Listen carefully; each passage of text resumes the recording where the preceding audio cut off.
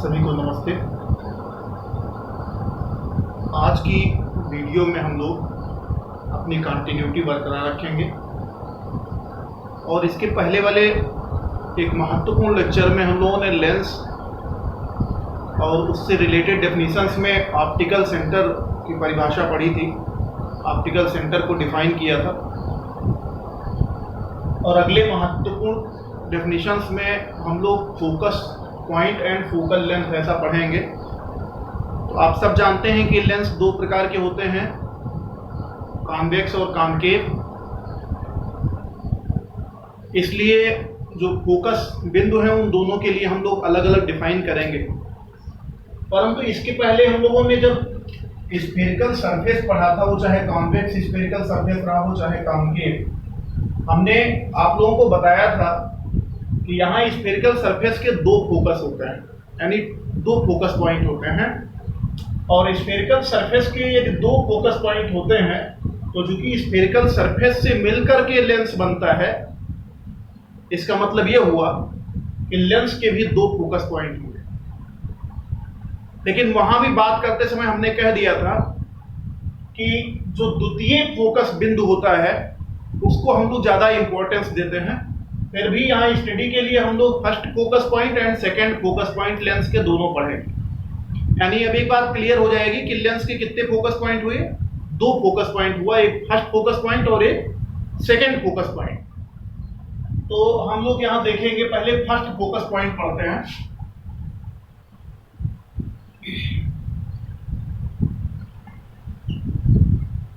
First focus point, तो सबसे पहले हम लोग कॉन्वेक्स लेंस का प्रयोग करते हैं।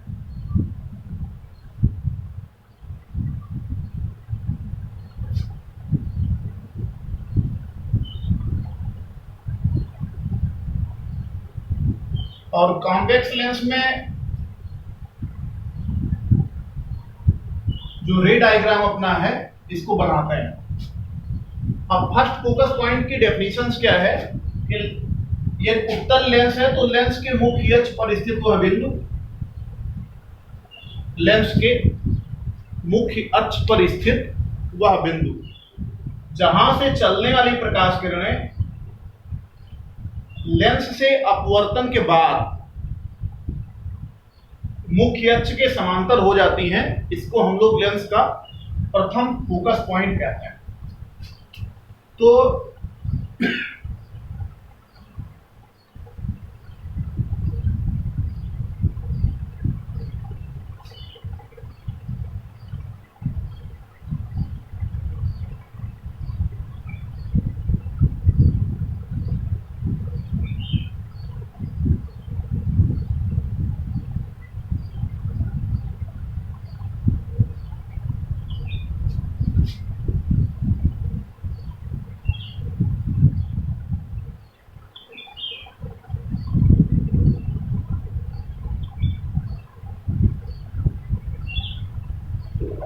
ये आपका रे डायग्राम है और ऐसी सिचुएशन में इसको हम लोग फर्स्ट फोकस पॉइंट कहेंगे।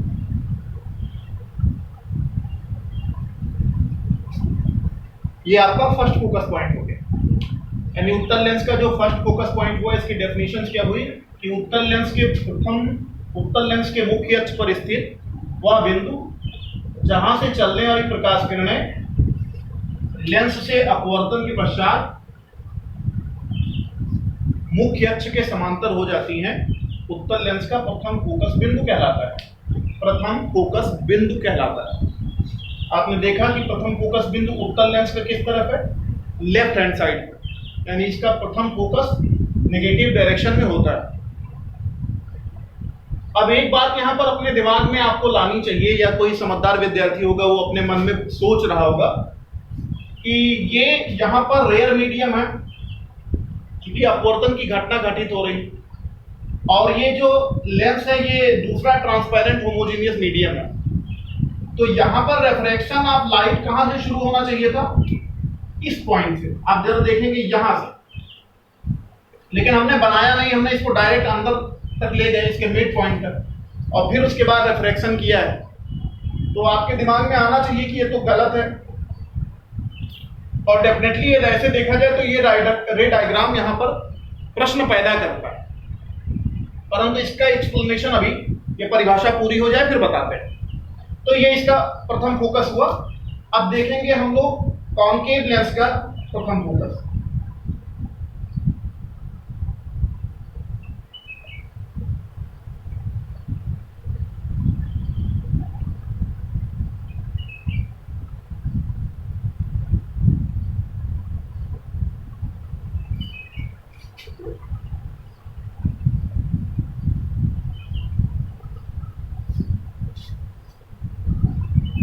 कॉन्केव लेंस का जो प्रथम फोकस होगा उसके लिए भी क्या है, शर्त यही है कि अपवर्तन के बाद इसको मुख्य अक्ष के समांतर होना है। तो आप सब लोग देखें कि कैसे होगा ये।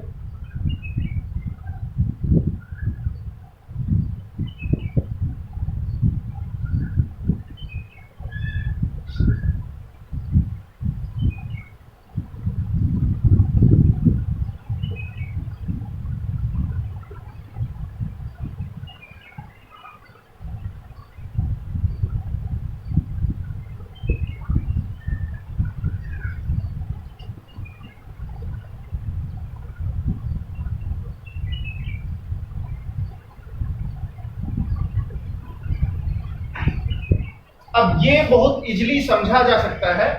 यदि ये पहला सरफेस मान लेते तो हम लोग इसके लिए फिर क्या बनाते, नॉर्मल बनाते। नॉर्मल के बाद हमको ये पता लगाना होता कि फिर क्या होगी, लाइट रे तो अभिलंब की ओर झुकती और जिसके नाते फिर ये क्या हो जाएगा, यहां से पैरेलल हो जाएगा।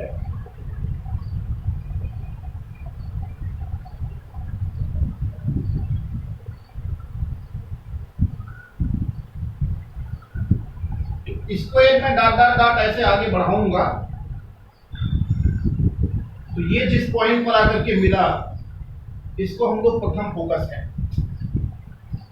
तो आप यहां समझेंगे कि अवतल लेंस का प्रथम फोकस क्या हुआ। तो इसकी परिभाषा निकल करके आएगी कि अवतल लेंस के मुख्य अक्ष पर स्थित वह बिंदु जिसकी ओर चलने वाली प्रकाश किरणें अपवर्तन के बाद मुख्य अक्ष के समांतर हो जाती हैं, अवतल लेंस का प्रथम फोकस कहलाता है। अब अपनी बात यहीं पर एक टॉपिक में और भी चीज लिखी हुई, फोकल लेंथ किसे कहते हैं। ऑप्टिकल सेंटर से सारी डिस्टेंस मेजर की जाती हैं, तो आप परिभाषा में कह सकते हो कि लेंस के प्रकाशीय केंद्र से प्रथम फोकस के बीच की दूरी को प्रथम फोकस दूरी कहते हैं। और इसलिए हम नोट कर लेते हैं कि कॉन्वेक्स लेंस की जो प्रथम फोकस दूरी वो नेगेटिव डायरेक्शन में है f1, और कॉन्केव का जो प्रथम फोकस दूरी है वो पॉजिटिव डायरेक्शन में है f2। ये किसका है, कॉन्वेक्स और ये कॉन्केव। ये हमने लिख लिया कि कॉन्वेक्स का फर्स्ट फोकल लेंथ जो है वो नेगेटिव होती है और कॉन्केव का फर्स्ट फोकल लेंथ ये आपकी पॉजिटिव होगी। अब हम सब लोगों के दिमाग में दो बातें आएंगी कि ये जरा केस समझेंगे, अभी आगे लेंस की स्टडी करने में हमें सुविधा मिलेगी। लेंस में इसके पहले भी बात हो चुकी है लेकिन यहां फिर कह देते हैं कि लेंस में अवतल लेंस जब आप पढ़ रहे होते हैं तो ये जो रेज आ रही है ये कहां से आ रही है, इधर डाइवर्ज हो रही है, इसका मतलब कहीं इनफाइनाइट से आ रही है, और इधर पैरेलल हो गई तो मिलेंगी कहां पे, इनफाइनाइट पे। तो इसके लिए u भी इनफाइनाइट और v भी इनफाइनाइट। तो ऐसी सिचुएशन कभी आने पर जो ऑब्जेक्ट होता है उसको हम इमेजिन करते हैं इसके फर्स्ट फोकस पर। कहां इमेजिन करेंगे, फर्स्ट फोकस पर, यानी जहां ये मिलती हुई मुख्य अक्ष के जिस बिंदु पर मिलती हुई प्रतीत हो रही है हम वहां पर ऑब्जेक्ट की स्थिति को इमेजिन कर लें। यानी इस समय कोई पूछे कि वस्तु कहां रखी है तो हम ये कह सकते हैं कि इस लेंस के लिए वस्तु की आभासी स्थिति इसका प्रथम फोकस हुआ। कहां हुआ, प्रथम फोकस। ये ध्यान रखेंगे आगे काम में। अब अपने दिमाग में ये बातें आएंगी कि इसको ऐसे करने पर ये पैरेलल क्यों हो गया और यहां पर ऐसे क्यों हो गया। तो ये थोड़ा सा, और एक दूसरा विषय मैंने बताया था कि यहां से रिफ्रैक्शन क्यों हो। तो इसके लिए थोड़ा सा एक बार हम फिगर को इसको मिटा करके आपको बताते हैं। कि जैसे ये दो पृष्ठ यहां पर है और दो पृष्ठ में ये वाला पृष्ठ यहां मान लीजिए है, इसके लिए कहीं इसका जो वक्रता केंद्र होगा वो यहां होगा।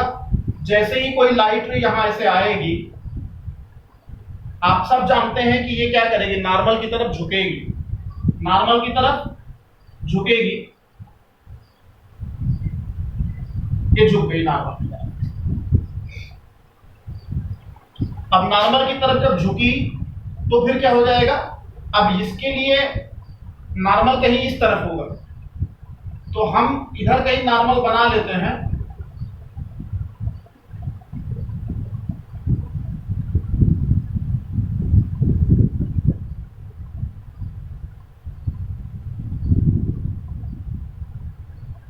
और जब इसके लिए नॉर्मल बना लेंगे इस तरफ, तो जैसे ही ये डेंसर मीडियम से फिर रेयर मीडियम में जाएगी तो इसका एक बार फिर रिफ्रैक्शन होगा, और रिफ्रैक्शन होने पर क्या करेगी, ये लाइट रे फिर झुक जाएगी। तो दोबारा जब झुकेगी तो एक बार यहां से रिफ्रैक्शन हुआ और एक बार यहां से निकलने पर बाहर की तरफ रिफ्रैक्शन हो जाएगा। तो हम क्या करेंगे कि हम इसको दो बार न करके एक ही बार में ले लेते हैं। जैसे मान लीजिए यहां पर हमने नॉर्मल बना लिया थोड़ी देर के लिए, समझिए, तो यहां पर ये डेंसर मीडियम था, तो जो ये एंगल होता डेंसर मीडियम में क्या है, इंसिडेंस एंगल कम है, और यहां पर रिफ्रैक्शन एंगल क्या हो जाता है, ये ज्यादा हो जाएगा क्योंकि ये डेंसर से रेयर में गई। तो जो दो बार ये झुकना हुआ, एक बार यहां झुकी एक बार यहां झुकी, इसको दो बार रिफ्रैक्शन ना करा करके सीधे लाइट रे को ऐसे ला करके यहां ले आते हैं और फिर सीधे ऐसे ले जाते हैं। ये आप लोगों के दिमाग में फिर क्लियर होना चाहिए कि यहां तक ऐसे ला करके इसको ऐसे करना, इसका कारण यह है कि लेंस के दोनों पृष्ठों से अपवर्तन होता है, उसको उसका एवरेज ले लेते हैं, एवरेज डेविएशन ले लेते हैं और उसको ला करके यहां तक ले आते हैं, फिर सीधे करते हैं। इससे आपका जो रे डायग्राम है वो भी थोड़ा सुंदर लगने लगता है, और इसलिए ये कोशिश की गई कि एवरेज भी मिल जाता है और रे डायग्राम आपका सुंदर भी लगने लगता है, इसलिए ऐसा किया गया। यही सिचुएशन यहां भी होगी। आप सबसे पहले वही सारे केस जो स्नेल का नियम, प्रारंभिक नियम, अपवर्तन का नियम हर जगह लागू होगा कि आपका जब कोई प्रकाश किरण विरल से सघन में जाएगी तो अभिलंब की ओर झुकेगी, और सघन से विरल में जाएगी तो अभिलंब से दूर हटेगी। वो कंसेप्ट हर जगह लगेगा और हर जगह आप नॉर्मल बनाओगे, जहां जहां इंसिडेंस होगा या आपतन जहां जहां होगा, तो आप डेफिनेटली पाओगे कि हाँ बिल्कुल ऐसी घटनाएं घटित हो रही। अब इसका जो महत्वपूर्ण बिंदु है वो है आपका सेकेंड फोकस, जिसको हम लोग कहते हैं ना कि यही महत्वपूर्ण है। लेंस के लिए द्वितीय फोकस ही महत्वपूर्ण है, और द्वितीय फोकस को ही जनरली हम लोग पढ़ते भी हैं, वो इंपॉर्टेंट। तो वो क्या हो जाएगा आपका सेकेंड फोकस।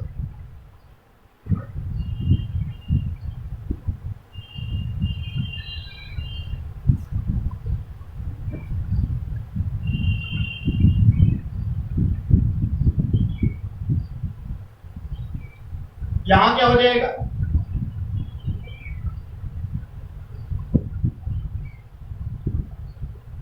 ये सरल है, मुख्य अक्ष के समांतर चलने वाली प्रकाश किरण है, मुख्य अक्ष के समांतर चलने वाली प्रकाश किरणें लेंस से अपवर्तन के पश्चात जिस बिंदु पर केंद्रित हो रही है, लेंस से अपवर्तन के पश्चात मुख्य अक्ष के जिस बिंदु पर केंद्रित हो रही हैं, इसको हम उत्तल लेंस का फोकस बिंदु कहेंगे। क्या कहेंगे, उत्तल लेंस का फोकस बिंदु। केवल फोकस बिंदु की भी परिभाषा में आपने कक्षा 10 में 8 में ऐसे पढ़ा होगा कि मुख्य अक्ष के समांतर चलने वाली प्रकाश किरणें लेंस से अपवर्तन के पश्चात मुख्य अक्ष के जिस बिंदु पर मिलती हैं या फोकसित होती हुई प्रतीत होती है, इसको हम लोग उत्तल लेंस का फोकस कहते हैं।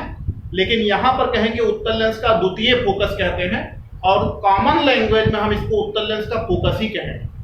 और क्यों कहेंगे ये भी जरा समझ लेना है आज। इसलिए भी कहेंगे कि आप लोगों को ये भी पढ़ाया गया होगा 9th 10th स्टैंडर्ड में कि उत्तल लेंस को आप क्या कहते हैं, कन्वर्जिंग लेंस या अभिसारी लेंस।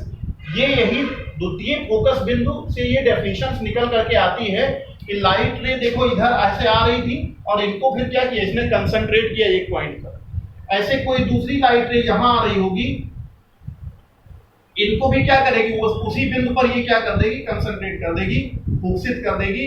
तो इसलिए ये लेंस आपका अभिसारी लेंस कहलाता है। ये लेंस आपका अभिसारी लेंस कहलाता है, यानी किसी व्यक्ति को यदि मान लीजिए हाथ नहीं है, आंख है केवल, या उसे छूने नहीं देना है और उसको लेंस देना है और बताओ कि कौन सा लेंस है, तो यदि लाइट रे वहां पर है तो यदि वो लाइट के ठीक सामने ऐसे करके और आगे कोई पर्दा लगा करके देखेगा कि वो लाइट रे को फोकसित कर रहा है, तो इसका मतलब ये उत्तल लेंस है। इसीलिए उत्तल लेंस को अभिसारी लेंस भी कहता है। एक बार परिभाषा फिर सुन लेंगे। मुख्य अक्ष के समांतर चलने वाली प्रकाश किरणें लेंस से अपवर्तन के पश्चात मुख्य अक्ष के जिस बिंदु पर एकत्रित होती हैं, फोकसित होती हैं या मिलती हैं, उसको उत्तल लेंस का द्वितीय फोकस कहते हैं। अब कॉन्वेक्स लेंस का जो द्वितीय फोकल लेंथ है वो जरा देख लेंगे। यहाँ C हो गया, C से राइट हैंड साइड पर, तो इसका F2 क्या हो जाएगा? पॉजिटिव। इसका F2 पॉजिटिव। इसीलिए आप जानते हैं कि कॉमन लैंग्वेज में कोई पूछता है उत्तल लेंस की फोकस दूरी कैसी होती है, तो बताते हैं पॉजिटिव होती है। उत्तल लेंस की फोकस दूरी पॉजिटिव होती है। परिभाषा बहुत ईजी है, फिर कह लेते हैं एक बार। उत्तल लेंस या लेंस के प्रकाशीय केंद्र से फोकस बिंदु के बीच तक की दूरी को फोकस दूरी कहते हैं और ये पॉजिटिव है। अब आगे इसके लिए क्या करते हैं? कॉन्केव लेंस के लिए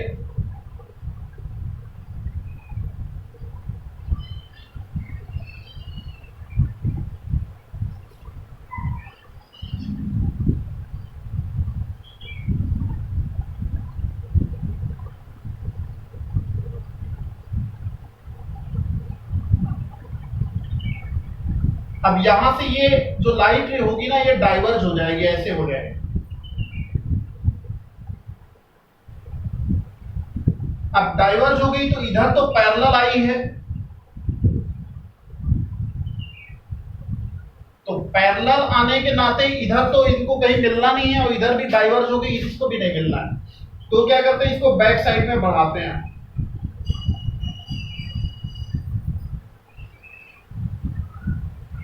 और ये बैक साइड पे बढ़ाने पे जहां मिलती है, इसको हम अवतल लेंस का द्वितीय फोकस क्या कहते हैं? अवतल लेंस का द्वितीय फोकस। यहां से द्वितीय फोकस से ही अवतल लेंस का नाम भी डाइवर्जिंग लेंस पड़ा या अपसारी लेंस पड़ा। माने इसका on the basis of work the name of lens is diverging lens, on the basis of work the name of this lens is converging lens. उत्तल लेंस को कन्वर्जिंग लेंस या अभिसारी और अवतल लेंस को अपसारी लेंस कहते हैं। और ये फोकस की परिभाषा में ही स्पष्ट होता है। फोकस की परिभाषा में पता लगता है कि ये क्यों ऐसा कहते हैं। तो ये आपका नामकरण भी हो जाएगा। यहाँ पर इसका C बना लीजिए। तो C से F2 के बीच की जो दूरी होगी वो लेफ्ट हैंड साइड पर है और साइन कन्वेंशन के अनुसार इसका जो F2 होगा वो क्या हो जाएगा? निगेटिव। यानी F1 और F2 हमेशा अपोजिट डायरेक्शन में होते हैं। F1 और F2 हमेशा अपोजिट डायरेक्शन में होते हैं। आप यहाँ देख रहे हैं एक ऋण तो दूसरा धन, यहाँ एक धन तो दूसरा ऋण, यानी F1 F2 हमेशा अपोजिट डायरेक्शन में होते हैं। जो आपने गोलीय पृष्ठ में निकाला था यहाँ भी लागू होगा। अब एक बात निकल करके आती है कि इनका F1 और F2 में क्या अलग अलग हो सकता है। यानी F1 और F2 का जो मैग्नीट्यूड है, ये तो डायरेक्शन है ऋण धन, तो मैग्नीट्यूड भी अलग अलग होगा। तो ये बात बिल्कुल सच है कि यदि इनकी कर्वेचर अलग अलग है, रेडियस ऑफ कर्वेचर अलग अलग है, तो F1 और F2 के जो मैग्नीट्यूड है वो भी अलग अलग होंगे। डायरेक्शन तो अलग अलग होगी, यानी जो चिन्ह है साइन कन्वेंशन है वो तो ऋण धन हो ही रहा है, नेगेटिव पॉजिटिव, लेकिन उनके मैग्नीट्यूड जैसे मान लीजिए आपका F1 हो सकता है कॉन्वेक्स लेंस के लिए -12, तो F2 हो सकता है +13। इसलिए यदि इनके कर्वेचर अलग अलग हैं तो रेडियस ऑफ कर्वेचर अलग अलग हैं तो ऐसा सिचुएशन संभव है। सामान्यतः सामान्य स्थिति में हम लोग इसको ये मान लेते हैं कि ये दोनों बराबर बराबर भी रखे जाते हैं सामान्य अध्ययन के लिए, और इसलिए इनके मैग्नीट्यूड आपस में बराबर ही होंगे। इस तरीके से ये आप लोगों को जो फोकस बिंदु है और जो फोकल लेंथ है, ये बात यहाँ पर फिनिश हो रही है। एक बार फिर रिवीजन कर लीजिए कि फोकस बिंदु क्या होते हैं। तो दो प्रकार के फोकस बिंदु आपको पढ़ाए गए, एक प्रथम फोकस और एक द्वितीय फोकस। लेंस के लिए द्वितीय फोकस बिंदु ही महत्वपूर्ण होते हैं, और द्वितीय फोकस बिंदु में द्वितीय फोकस बिंदु के आधार पर ही हम लेंस की परिभाषा कर लेते हैं, इनका नामकरण कर लेते हैं एक बार। मुख्य अक्ष के समांतर चलने वाली प्रकाश किरणें उत्तल लेंस से अपवर्तन के पश्चात जिस बिंदु पर एकत्रित होती हैं, ये आपका द्वितीय फोकस। मुख्य अक्ष के समांतर चलने वाली प्रकाश किरणें लेंस से अपवर्तन के बाद जिस बिंदु से आती हुई प्रतीत होती हैं, इसको हम लोग अवतल लेंस का द्वितीय फोकस कहते हैं।